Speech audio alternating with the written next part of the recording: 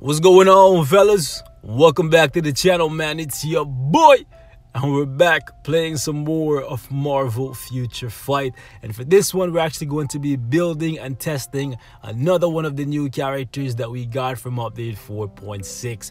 This time around, it's going to be White Fox. And unlike the other two characters, she comes to the game in the form of a heroic quest. And you guys already know how I feel about the heroic quest, so I won't even dwell on that in this video. However, what I will tell you guys is, unlike her predecessor, Arachnite, she definitely has a place in this game, and she will continue to have a place in this game for the foreseeable future. And as of right now, that place is in World Boss Ultimate, because she has one of the best tier 2 passives currently in the game. If you care about being able to clear stage 50, stage 60, and possibly being able to push all the way to stage 70, then she's going to be a must-have for your roster. Her tier 2 passive is one of the best when it comes to dealing with supervillains, and as of right now, all of the World Boss Ultimate stages are super villain stages. You can see for yourself right here, she gives you a 60% damage increase when you're up against super villain. That is insane.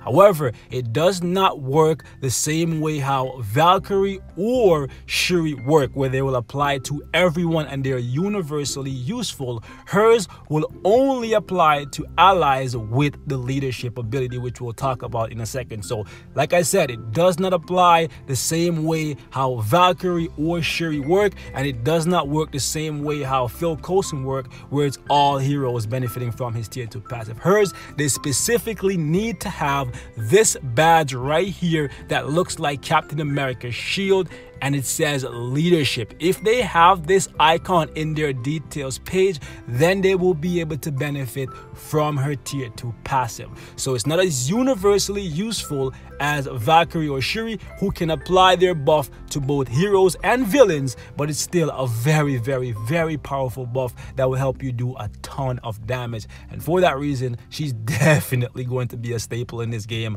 for the foreseeable future. And that's why I picked her up, and I'm going to be getting her to tier 2 ASAP. Seriously, boys, I definitely feel like she has a lot of value, and overall on paper her kit looks really good. She has a couple iframe, damage immunity, charm, she has a heal, but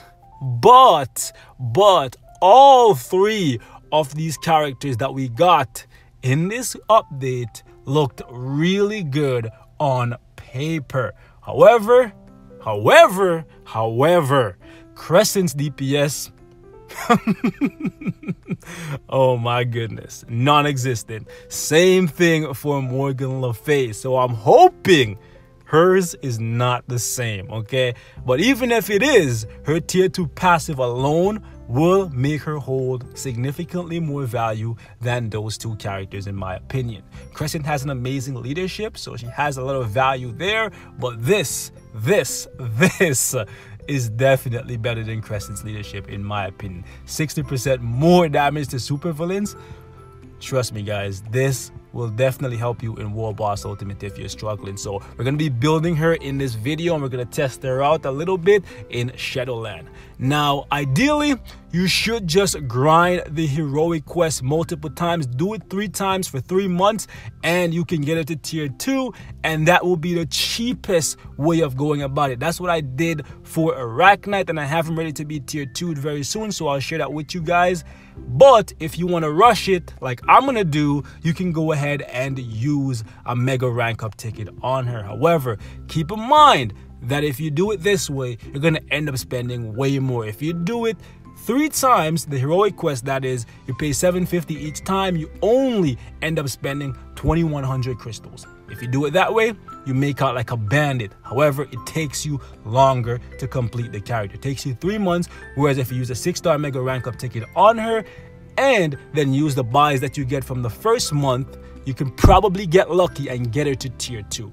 However, there's still some RNG in there, so you might end up having to do it twice. I'm really hoping I'm not one of the unlucky few, because I'm gonna use a 6-star mega rank up ticket on her, and I'm gonna use the bios that I'm getting from this month's heroic quest to try and see if we can push it to tier 2, because I want that tier 2 passive in my life, baby. But let's get it moving, boys. We're gonna get it to 6 stars, and we're gonna build her up a little bit and test her out. So I'm gonna use a mega mastery ticket on her here just to free up some inventory space.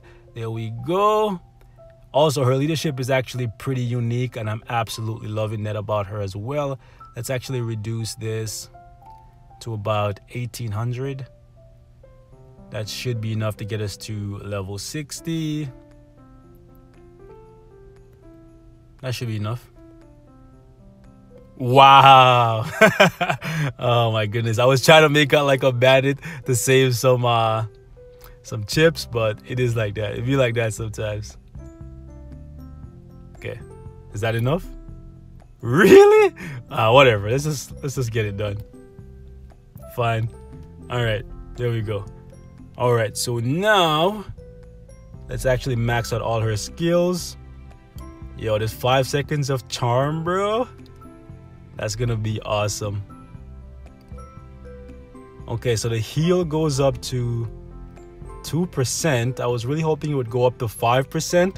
Hopefully, it's 2% per orbs, and it looks like she creates about 5 orbs. If that's the case, that will actually be really, really good.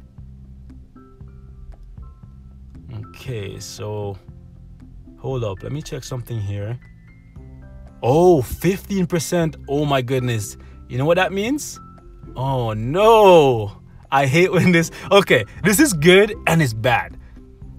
Most of you guys are probably confused what I'm talking about. I'll talk about in a second once we max out these skills. You don't have to max out a one skill. Honestly, I don't see any rotation where I use the one skill. It's really not that good. It looks cool, but I feel like it's a Shadowland only skill. I'm probably just going to use the 5, the 4, and the 3, and maybe the 2 since it has an iframe and it entombs the enemy. So what I was talking about previously is the fact that she gives herself 15% all speed. 15% all speed is good, but what that means is since she already has 117, once I trigger that skill, I basically have max attack speed, which means when it comes to the ISO set, the only option here is actually overdrive. One of the hardest, if not the hardest ISO set to roll for. So we're gonna try and see how much gold we're gonna need to spend to get that thing. Oh my goodness. Why did my ignore defense go down? Didn't I have 40% before? Yo, am I tripping? All right, let's see.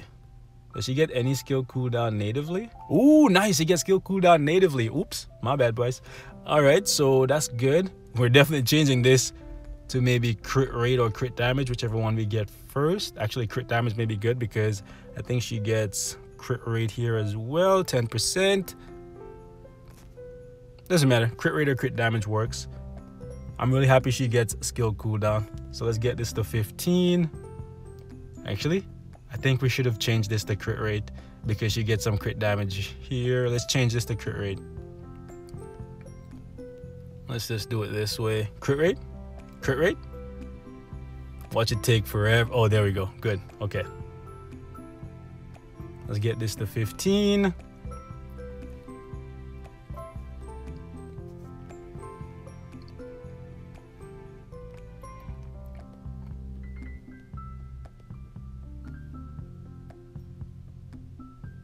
All right, let's see what the stats look like. Really? She doesn't get any ignore defense natively? Oh, well, she gets crit right there. Yo, she has some pretty decent native stats.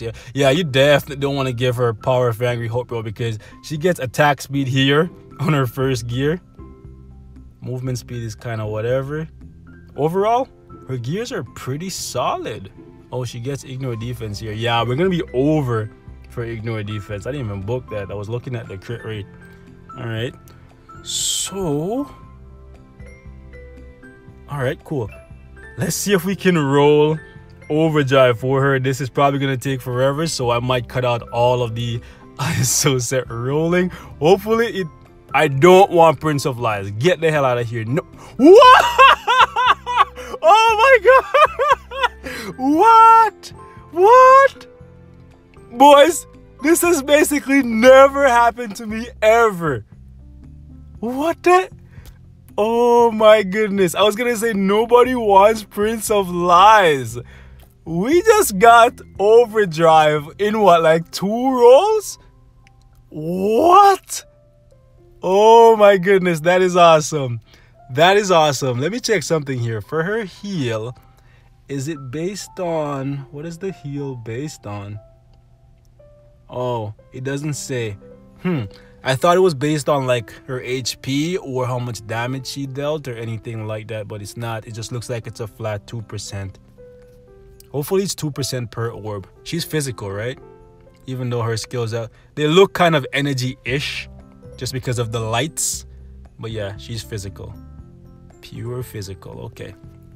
So, Overdrive, and we got it hella cheap. I'm so happy. Oh my goodness. Alright, let's get rid of some of these ISOs. I'm so freaking amped. Alright, all attack, all attack. All attack.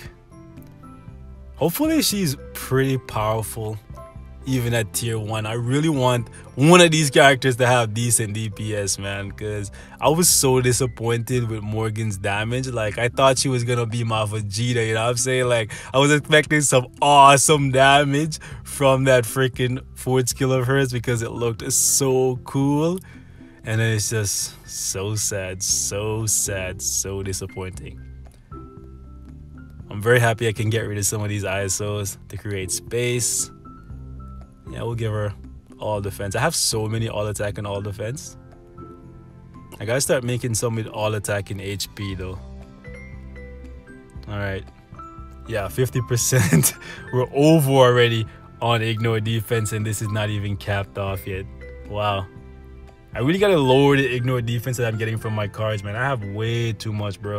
I have 39, yeah. I really gotta lower some. Wow, she's 3,000 in the world already. I don't even know what I'm gonna give her for an obelisk just yet. Let me see something here. Summons. The summons don't have any stats? Okay.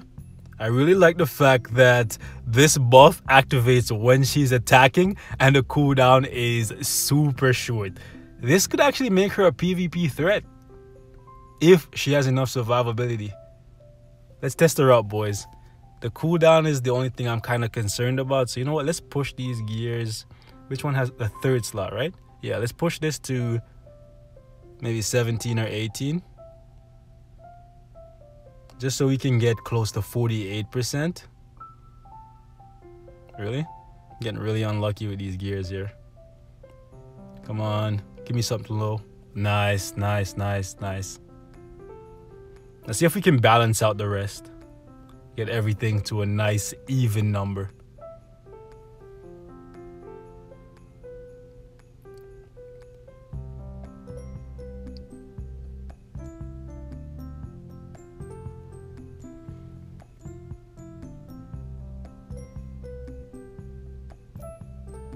Hopefully her damage is good and I can build her super offensively and give her a damage proc. Because so far I'm just so disappointed with the damage on Morgan and Crescent. Alright, let's push it one more time.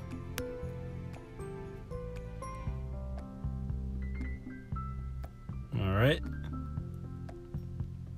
So sad. We're gonna be so far over on ignore defense. It's not even funny. And there's not a damn thing we can do about it. But I'm super happy that I saved some gold. We got Overdrive so cheap, I could cry. I know some of you guys are so salty because I see one of you guys said you spent like 20 mil lately. Oop, we're not going any further with it. Let's see what it looks like now. 47%. You know what? Let's roll like that. We're gonna test her on an entry mode right here. Actually, we'll test her on all 3 of these if she's possible. Yeah, we can use her on all 3 of these. So we'll start off with this one right here and see how baby girl is looking. I don't even know a skill rotation for her right now. We're just gonna figure it out as we go. Alright, so I think we're gonna go 4 for the charm and the immunity, even though we waste the heal. But then 3, then 5, then 2, and 4 again, and 3. It didn't sync up like I thought it would, but I think I'm canceling 5 a little bit too early. So let's try that again and wait for... Actually, no, I'm not canceling. Her damage looks like it's better than Crescent. Honestly, it looks like it's better than Crescent. But it might be because she's able to hold the enemies together. That's making it look so good. And because she has more AoE. Whereas Crescent is more like single target. Yeah, yo. I like her a lot more than Crescent. I can't lie. She's way more fun. It looks like she has more damage. Definitely looks like she has more damage.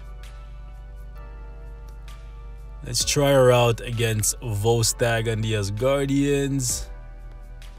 Let's see how she does here.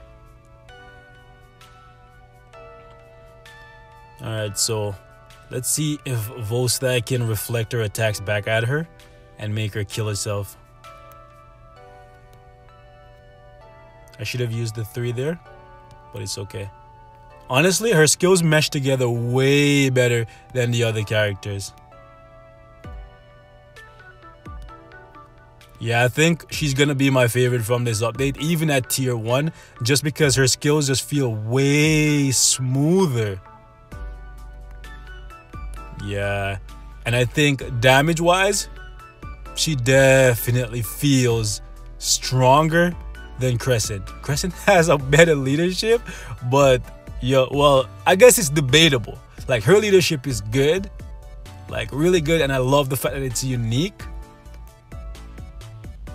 Hold up, let's see something here. Can we? Oh, we can apply the charm to these guys. What? It applied. Huh. That's funny. I thought Odin being here would make it so that it wouldn't apply, but it's applying all right, and she's putting in the work. The AoE is there.